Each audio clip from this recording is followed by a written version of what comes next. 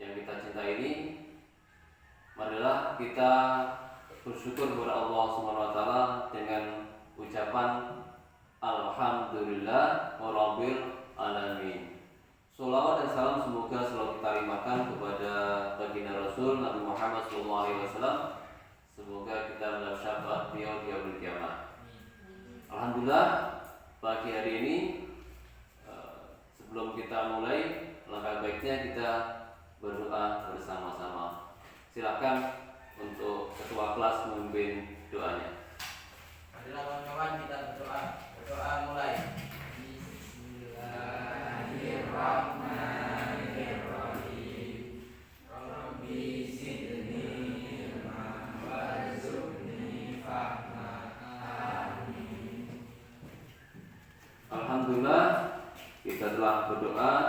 Hari ini semuanya saya lihat masuk semua, tidak ada yang absen ataupun tidak ada yang sakit. Tujuannya kalian belajar materi ini adalah kalian nanti bisa mempraktekkan toleransi kepada sesama manusia.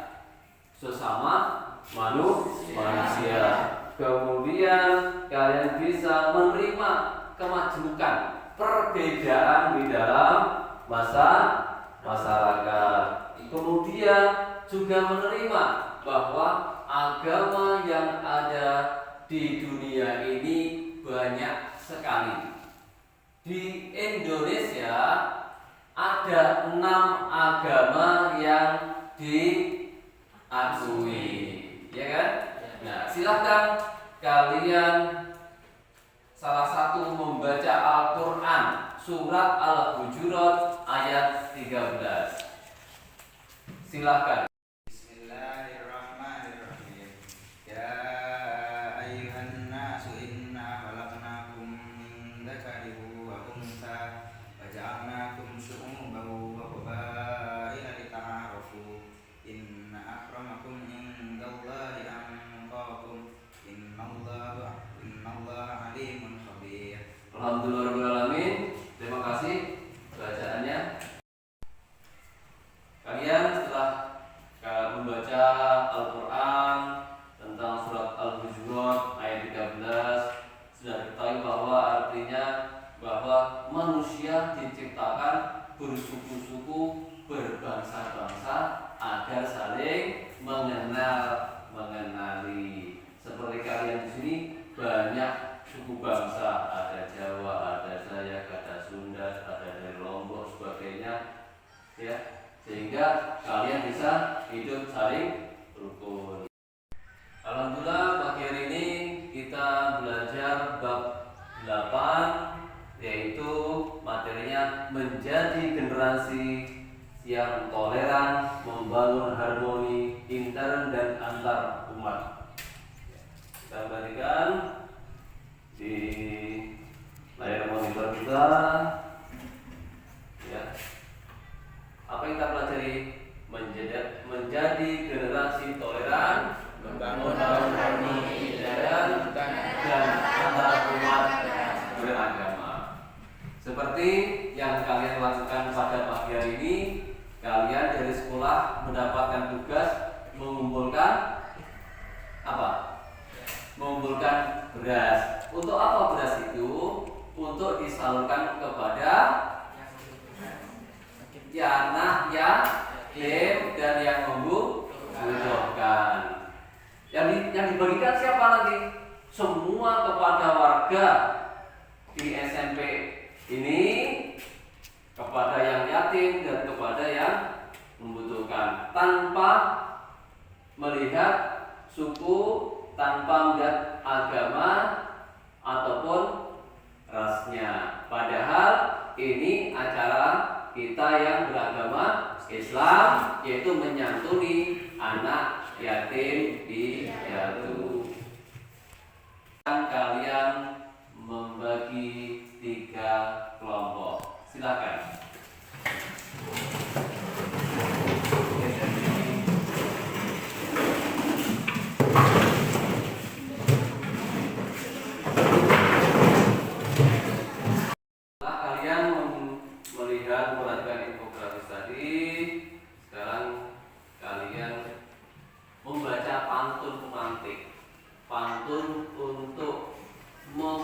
agar kalian wawasannya terbuka. Yuk, silakan dari kelompok ini, silakan. Marilah saling menjaga kebersihan. Bila kita pandang tua atau muda, cobalah bersama kalian pikirkan. Mengapa manusia berbeda-beda? Ya.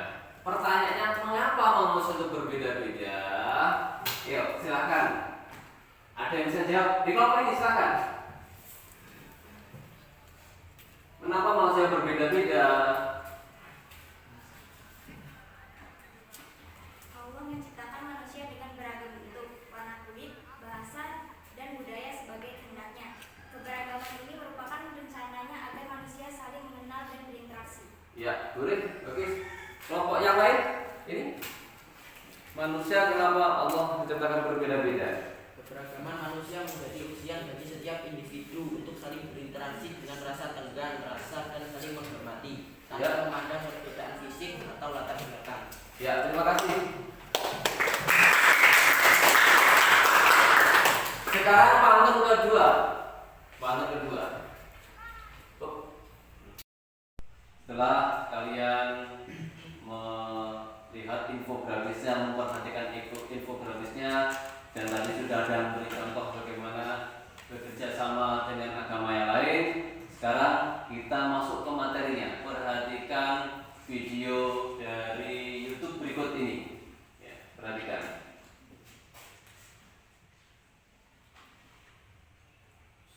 Kita akan belajar tentang toleransi dan menghadapi perbedaan. Ya, kita ketahui bahwa Indonesia adalah negara yang berfalsafah Pancasila sebagai landasan dasar dan Bhinneka Tunggal Ika adalah simbolnya. Maka kita hidup harus saling menghormati dan saling menyayangi terhadap sesama kita. Ini ada pengertian dan jenis toleransi. Nah, toleransi itu bermacam-macam dan jenisnya. Tidak harus semua kita harus sama, enggak, tapi kita ada jenis berikutnya. Pengertian toleransi. Menurut kalau bahasa Indonesia, kata toleransi berasal dari kata toleran, yang artinya bersifat atau bersikap menenggang atau menghargai, membiarkan, membolehkan pendirian, pendapat, pandangan, kepercayaan, kebiasaan, kelakuan yang berbeda atau bertentangan dengan pendirian sendiri.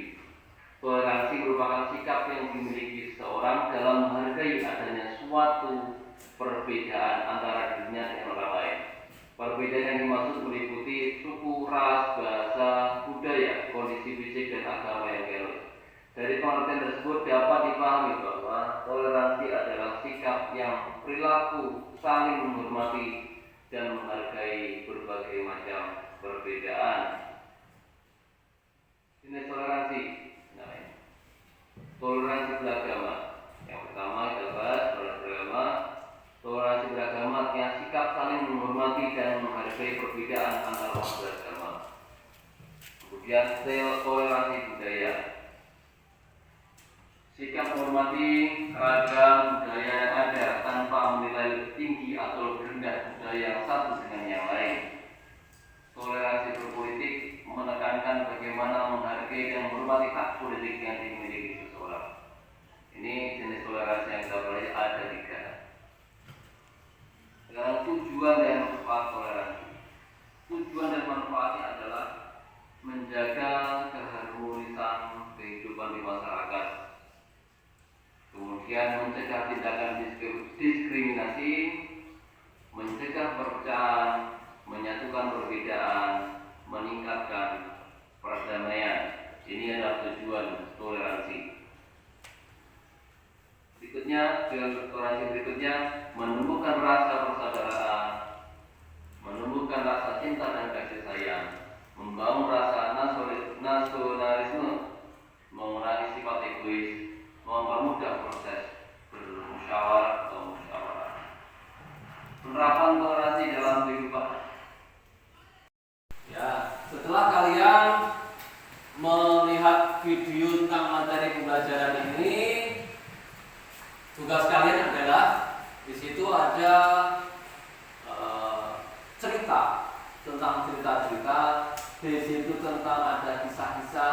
bagaimana Rasulullah SAW itu adalah suri tauladan, uswatun hasanah, suri tauladan bagaimana Rasulullah bertoleransi kepada umat pada waktu itu.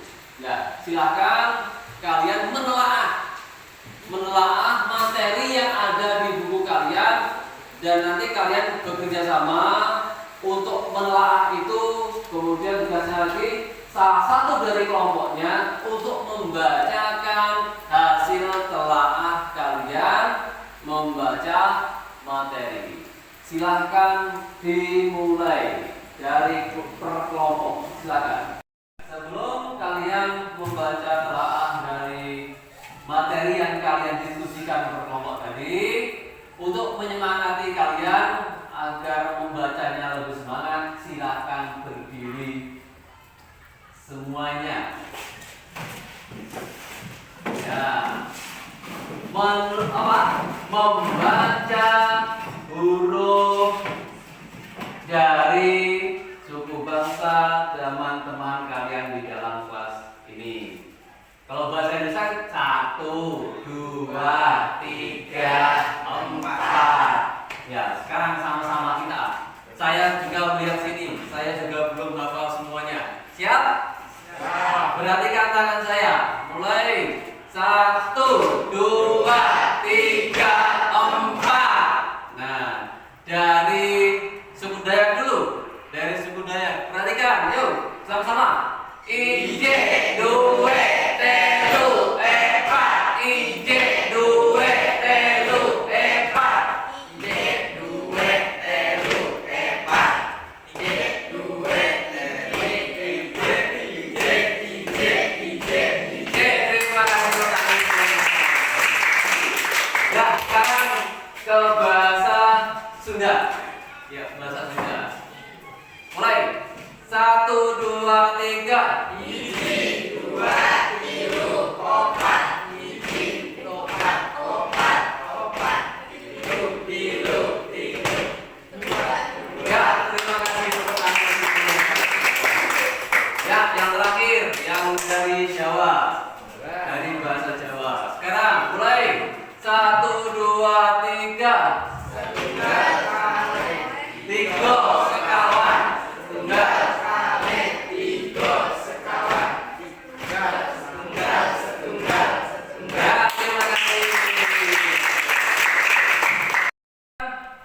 Kepada kelompok yang pertama untuk membacakan telaah dari cerita Rasulullah SAW sebagai uswatun hasanah bertoleransi.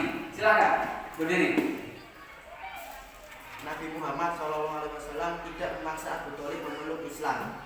Abu Thalib adalah paman Nabi Muhammad SAW yang mengasuh Nabi Muhammad semenjak berusia 8 tahun. Pada saat Nabi Muhammad mendakwahkan Islam, Abu Thalib menjadi pelindung dan pembela beliau. Meskipun demikian, Abu Thalib tetap memeluk agama nenek moyangnya sampai meninggal dunia.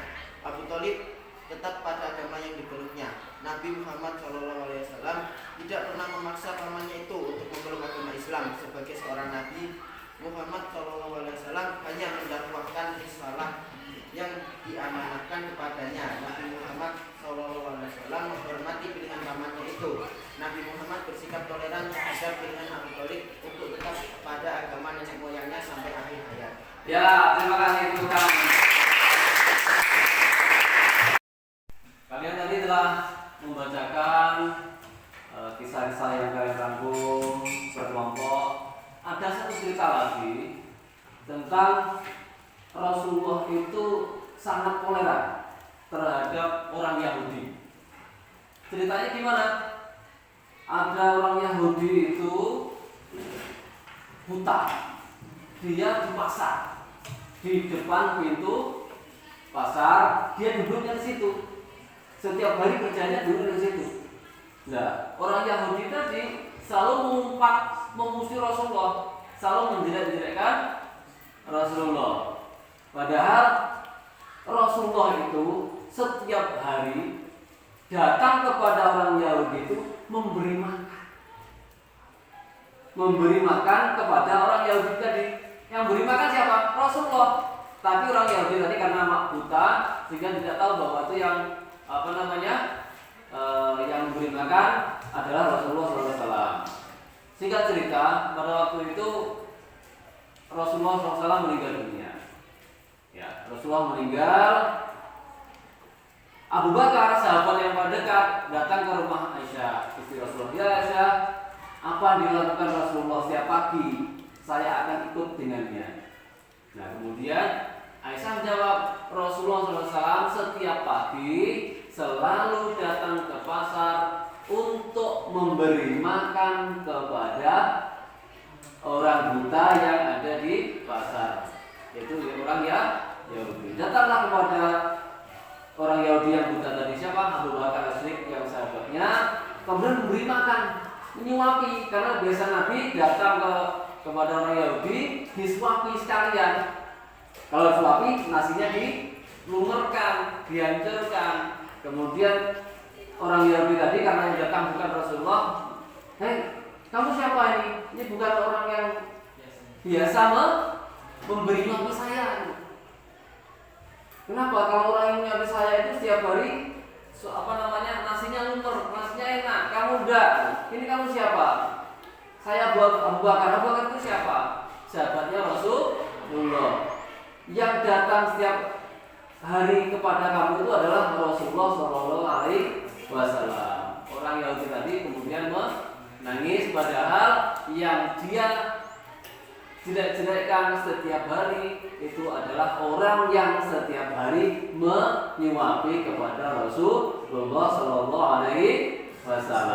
Nah, dari kelompok yang saya tugasi membaca tadi, ini kelompok yang paling bagus mendapatkan apa itu?